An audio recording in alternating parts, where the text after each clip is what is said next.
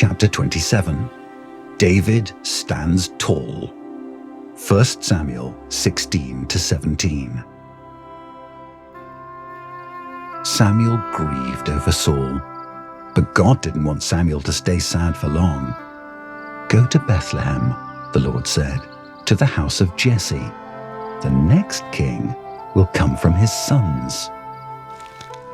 When Samuel met Jesse and his sons, he was sure he could spot the next king. He looked at Eliab, the firstborn, and thought, "Wow, this fella is big and strong. I bet he's the king, all right." But the Lord said, "Stop looking on the outside.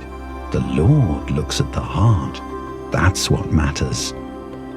Then Jesse called the next son, and the next son, and the next son, 7 sons in all, and the Lord had not chosen any of them.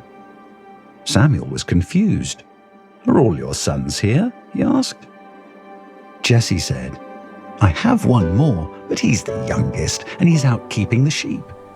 And you know what? That's the one the Lord wanted, the one no one expected, and the one who had practice being a good shepherd. So when the boy came home, Samuel anointed him as the next king of Israel. The boy's name? You guessed it, David. And the Spirit of the Lord rushed upon him so that he might do great things for the Lord. In those days, the Israelites were still at war with the Philistines. And there came out from the camp of the Philistines a champion named Goliath. He was not a football champion or a basketball champion or a chess champion. He was a champion at beating people up. And anyone who saw him knew why. Some people think he was around 7 feet tall. Some say he was over 9 feet tall.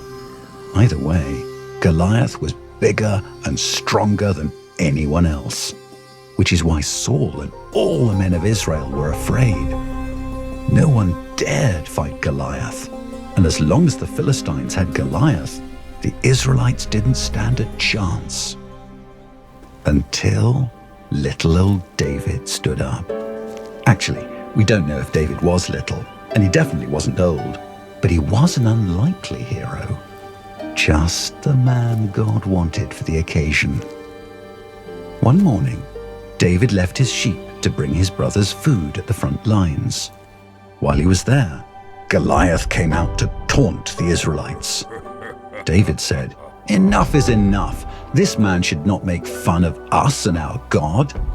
So David got 5 smooth stones and without any armor or sword, marched up to Goliath.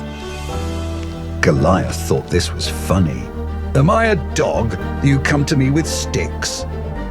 Then David put a stone in his sling, spun it around, and sent that rock right into the giant's forehead. The stone sank in, and Goliath fell down dead. David may not have had any fancy weapons with him, but God was with him, and that was much better.